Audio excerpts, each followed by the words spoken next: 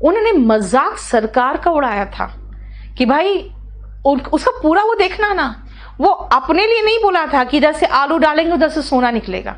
उन्होंने सरकार का मजाक उड़ाया था किसी नीति का, और उसने कहा था क्या ऐसा होगा क्या कि इधर से हम आलू डालेंगे उधर से सोना निकलेगा। उन्होंने क्या किया, उन्होंने काट के उतना दिखा दिया, है ना। इसका मतलब क्या हुआ, हिज इंटरव्यू और you can say his speech, वो स्पीच था, his speech was not shown in toto. His speech was not shown in toto मतलब कंप्लीट, टोटल, टोटो बना है टोटल से, टोटल स्पीच नहीं दिखाया गया था। क्लियर हुआ। नेक्स्ट आओ, इन गुड फेथ। याद रखना 2 वर्ड हैं, बोना और बेनी। ये दोनों का मतलब एक ही है, गुड, और एक रूट है फिड जिसका मतलब है विश्वास यानी फेथ। फिड से कई वर्ड पढ़ोगे, ठीक है ना। ये 2 ये रूट है, देख लो। इन गुड फेथ का मतलब क्या हुआ, बोनाफाइड। जैसे आप जब जाके अपने लिए खरीदते हो, लेते हो इंश्योरेंस पॉलिसी, तो इंश्योरेंस पॉलिसी लेते वक्त हम कहें क्या कि भाई मुझे कोई बीमारी नहीं है, मुझे किसी तरह का कोई प्रॉब्लम नहीं है, मेरे हार्ट में कोई प्रॉब्लम, मैं सब कुछ अपना मेडिकल वगैरह दिखा दूंगी कि मुझे कोई प्रॉब्लम नहीं है। लेकिन जानते हो एक बीमारी है डिप्रेशन, जो पता नहीं चलता उसको डिप्रेशन है, ठीक है ना। ये ऐसी खतरनाक बीमारी क्यों है, क्योंकि पता ही नहीं चलता कि अगले को डिप्रेशन है, ठीक है। अब मान लो मैंने 10 करोड़ का अपना करवा लिया इंश्योरेंस, और 2 महीने का प्रीमियम भरने के बाद मैंने सुसाइड कर लिया, ठीक है ना। तो उन लोगों ने क्या किया, 10 करोड़ ना देना पड़े इसीलिए इंश्योरेंस कंपनी वाले पूरा तहकीकात करते हैं, और तहकीकात करने के बाद मेरे साइकेट्रिस्ट जो मेरा इलाज कर रहे हो उसके पास पहुंच के उन्होंने मेरा पुराना पर्चा निकाल लिया, मेरा विजिट का वो निकाल लेगा, और 10 करोड़ रुपया नहीं देगा। बोलेगा इनफैक्ट हम लोगों ने बोनाफाइड सेल किया था, अपने जो इंश्योरेंस पॉलिसी है वो बोनाफाइड दिया जाता है, इन गुड फेथ दिया जाता है। So the insurance was bona fide, but she had hidden a very important fact that she was suffering from depression. है ना, मैंने छुपा लिया तो क्या होगा, इसीलिए उसको मेरे बच्चे को नहीं मिलेगा पैसा, क्योंकि गुड फेथ में बेचा गया था, और जो मैंने एक बहुत बड़ा एस्पेक्ट अपने लाइफ का छुपाया हुआ था, ठीक है। नेक्स्ट आओ 33, statement written or oral to defame a person. मान लो आपने मेरे खिलाफ पर्चे छाप के सारे न्यूज़पेपर में बंटवा दिए, मैं आप पर केस कर दूंगी, क्या केस मेरा होगा against you for liable, against you for liable. आपने क्या किया, आपने 8-10 लोगों के मीटिंग में कहा कि पता है नीतू सिंह तो ऐसे ऐसे की हुई है, और आपने बहुत गंदे तरीके से मेरा असैसिनेशन कैरेक्टर का, मेरा जो एक सोसाइटी में छवि है उसको अच्छे से आपने असैसिनेट करके यानी कि बिल्कुल खराब करके रख दिया, ठीक है। असैसिनेशन का मतलब खाली राज हत्या नहीं होता है, बल्कि यानी कि पॉलिटिकल हत्या नहीं होता है, बल्कि किसी तरह से खराब करके किसी का कैरेक्टर असैसिनेशन भी कहा जाता है ना। अब मैं क्या करूंगी, आप पर केस करूंगी, and that is for slander. Slander का मतलब है आपने मेरी बेइज्जती बदनामी की है ओरली, और लाइबल होता है यानी बेइज्जती बदनामी की है आपने पोस्टर, पैम्पलेट या फिर न्यूज़पेपर में कुछ मेरे खिलाफ आपने छपा के किया है, ठीक है। क्लियर। चलिए ये एक बार देखो 1 मिनट के लिए।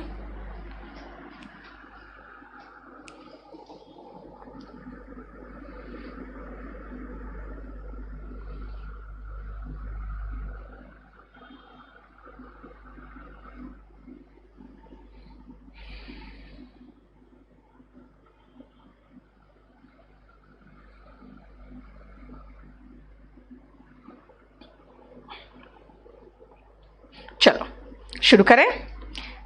देख लिया वर्ड्स, खाली देख लो बस आप लोग। देखो आप लोग जब कहीं मान लो यूपी का, अभी यूपीएसआई निकलने वाला है, सभी लड़के फटाफट अपना डोमिसाइल बनाएंगे। एमपी पीसीएस में आपको पता है ऐसे ऐसे लड़कों का भी सिलेक्शन हुआ है जो कि यहाँ पर कहीं स्टैंड नहीं कर रहे थे। क्यों? क्योंकि उनका डोमिसाइल था।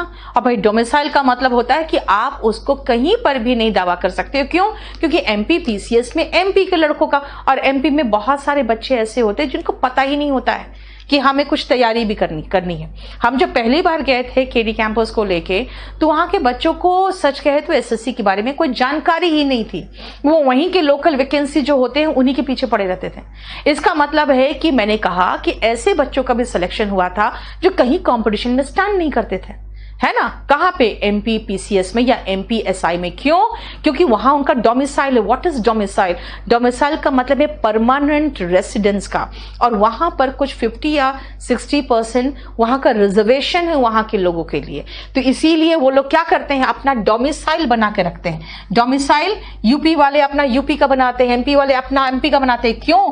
क्योंकि उनका वहां पे परमानेंट रेसिडेंस का एक सर्टिफिकेट होता है, जिसके बाद उनको वहां पे क्या मिलता है? रिजर्वेशन मिलता है ना। और ये बताता है कि भाई आप यहाँ के मूल निवासी हो, इसलिए आपको कुछ विशेष सहूलियत या विशेष एडवांटेज दिया जाता है जो बाकी स्टूडेंट्स को नहीं मिलता है, क्योंकि वो वहां के नहीं है।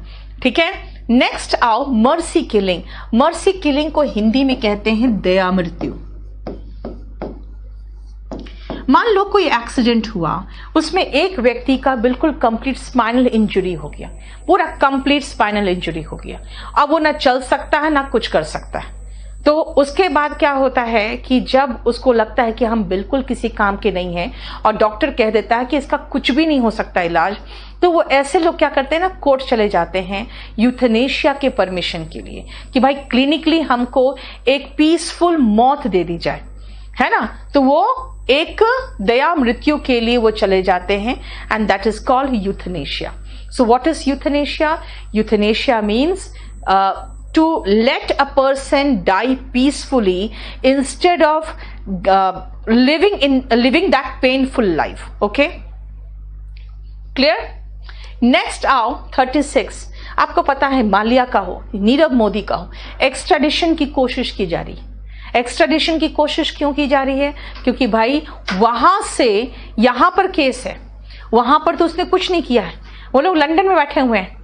तो लंदन के गवर्नमेंट को कहा जा रहा है कि आप इनको यहाँ इंडिया ट्रांसफर करिए, क्योंकि यहाँ से इन्होंने बहुत बड़ा गवर्न करके गए हुए हैं। इसका मतलब है कि उसके बाद ये जो आरोपी हैं, ये आरोपी को उस कंट्री से लाके इंडिया में दिया जाए हमें, यानी कि प्रत्यार्पण जिसको हिंदी में कहते हैं, यानी कि extradition of Nirav Modi is being tried by the Indian government, है ना, is being demanded also. Crime against one own country, जिसको कहते हैं राजद्रोह। राजद्रोह का मामला बहुत खराब मामला है। इसका जो केस बनता है ना, करियर बर्बाद है। इसीलिए जितने लोग शाहीन बाग वगैरह में उछल कूद मचा के और चले गए और सबसे आगे होके अपने ऊपर केस खा लिए हैं, जिंदगी उनकी बिल्कुल पूरी तरह से बर्बाद है। द रीजन इज हत्या से बड़ा मामला राजद्रोह का होता है, यानी आप अपने देश के खिलाफ द्रोह में जा रहे हो। So crime against one's own country is treason और सेडिशन। राजद्रोह या राष्ट्रद्रोह जो बोल दो आप, हालांकि हिंदी में राजद्रोह कहते हैं क्योंकि पहले राजा होते थे ना, तो राजा के खिलाफ या राज्य के खिलाफ द्रोह जो होता था उसको राजद्रोह कहते थे। ठीक है, 38। बेटा denizen is nothing but citizen. क्योंकि आप सिटीजन वर्ड जानते हो तो हमने डेनिजन लिख दिया, क्योंकि ये थोड़ा सा एक लेवल हाई वर्ड था इसलिए लिख दिया, दैट्स इट।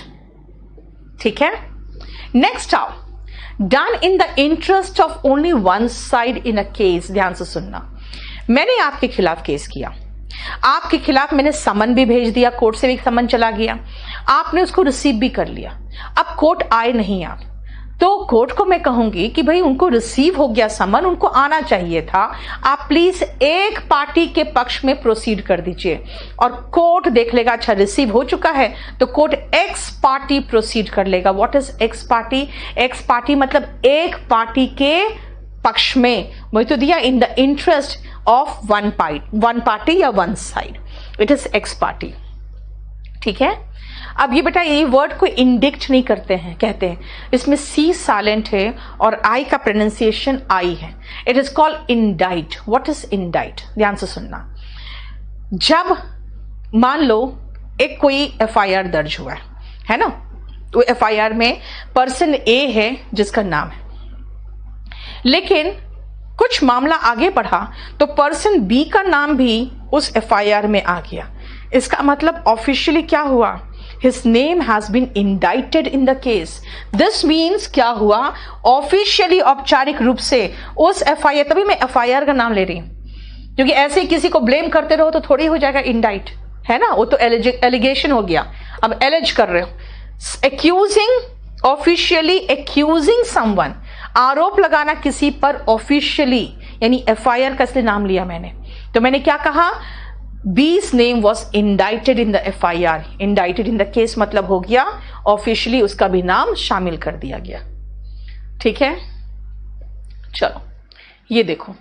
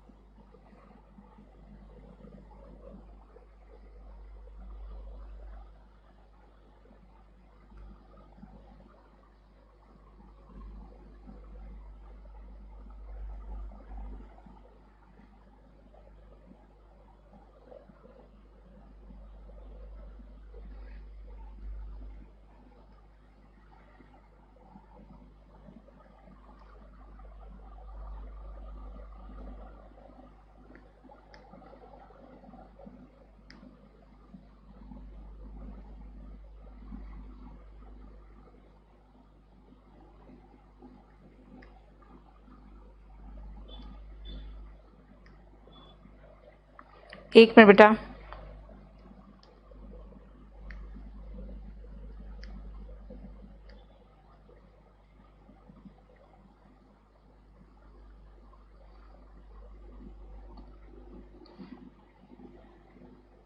चलो देखो ध्यान से।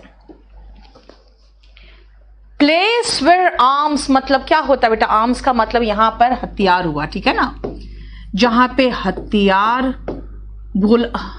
हो या गोला बारूद हो, ये जहां रखा जाता है उसको हम लोग कहते हैं आर्सेनल या आर्मरी। यानी जहां पर भी हथियार, असला बारूद जिसको कहते हैं हिंदी में, वो रखा जाता है ना, उसको आर्सेनल या आर्मरी कहते हैं। यानी वो प्लेस जहां पे weapons are kept, where arms और weapons are kept is called arsenal और आर्मरी। नेक्स्ट आओ, आप एक केस करते हो ना, जब लास्ट में देखना कि एक एफिडेविट लगता है। एफिडेविट में लिखा रहता है कि जो जो चीजें मैंने कहा है वो सब सही है, और साइन करते हो। अगर उसमें कुछ भी गलत पकड़ा गया तो आप पर सेक्शन 340 के अंदर मुकदमा दर्ज हो सकता है, and that is for परजुरी। What is परजुरी? आप कुछ कोर्ट में बोल रहे हो अंडर ओथ, गलत, झूठ बोल रहे हो, यानी अंडर ओथ आपने झूठ बोला है, दैट इज कॉल्ड परजुरी। ठीक है, क्लियर हो गया? फॉलोइंग समवन, कोई लड़की जा रही है, आप पीछे पीछे उसके चले जा रहे हो, है ना, दैट इज कॉल्ड स्टॉकिंग। आप उसका पीछा कर रहे हो। अब तो ऑनलाइन स्टॉकिंग भी होता है, जब उसके आप प्रोफाइल खोल खोल के बार बार देखते हो वो क्या कर रही है, किससे मिल रही है, कौन सा फोटो डाली है, कहां गई है, फिर वहां पहुंच जाते हो, दैट इज स्टॉकिंग, है ना। जो सड़क पर भिखारी रहते हैं, कई बार होता है गवर्नमेंट उनको मकान वगैरह देती है ना, आपको झुग्गियों टाइप में जगह पे कुछ 25 गज वगैरह का मकान बना के देती है। वो क्या करते हैं, उनको रेंट लगा के फिर से सड़क पे आ जाते हैं। You know that is a crime. Living on the street is a crime. Asking people for money is also a crime. वो बेगरी जो है ना, इसीलिए आप कई बार होता है जो भीख देते हो ना, हो सकता है आपको पुलिस पकड़ ले। क्यों? Because that is vagrancy. वो एक क्राइम है जिसका कहते हैं वेगरेंसी। ठीक है ना। उसके बाद आ जाओ, कोई भी प्रॉपर्टी जो अनक्लेम्ड हो, कोई भी चाइल्ड जो होमलेस हो, है ना, उसको वेफ कहते हैं, दोनों को वेफ कहते हैं। लेकिन होमलेस चाइल्ड, जिस बच्चे का कोई माँ बाप नहीं हो, सड़क पे ऐसे ही पड़ा हो, उसको हम फॉन्डलिंग भी कह सकते हैं। लेकिन unclaimed property and unclaimed child, दोनों के लिए एक और वर्ड है, दैट इज वेफ। वो याद रखना। वेफ का मतलब होता है, जैसे जानते हो क्या है, इसी वेफ के चक्कर में कहते हैं कि विकास दुबे की हत्या हुई है। मतलब विकास दुबे को लोग पकड़ने वाले थे जाके पुलिस, उनका कहना था कि इसकी प्रॉपर्टी इतनी जगह है कि पता ही नहीं कहाँ कहाँ इसकी प्रॉपर्टी है, इसलिए उस रात उनको पकड़ने गया था पता लगाने के लिए कि इसके बेनामी प्रॉपर्टीज कहाँ कहाँ है, जो इससे निकलवाया जाएगा, सब कुछ पूछा जाएगा। और विकास दुबे को यह पता था कि आ रहे हैं मुझे जान से मारने के लिए। ठीक है, तो बस इसी में दोनों के बीच में ऐसा हुआ है। अब देखो, अगर मेरा ईमेल आप किसी पासवर्ड से हैक करके जाके पढ़ लिए, या मेरा व्हाट्सएप में जाके पढ़ लिया आपने, है ना, तो इसका मतलब आप क्या है, आप हैकर हो। और मेरे ईमेल को क्या किया आपने, मेरे नॉलेज के बिना आपने पढ़ लिया। हो सकता है मेरे ईमेल में घुस के आप किसी टेररिस्ट को मैसेज भेज दोगे, है ना, तो इसका मतलब ये बहुत बड़ा क्राइम है भाई, ये हैकिंग है। ठीक है। और हैच का मतलब जानते हो क्या होता है बेटा, अंडा देना होता है, जो सॉरी अंडा से बच्चा निकलना होता है ना, एक्स हैच। बोलोगे यहां कौन सा बच्चा निकला, बेटा यहां पर ये वर्ब के रूप में भी इस्तेमाल यहां पर भी हुआ है, लेकिन षड्यंत्र करने के रूप में।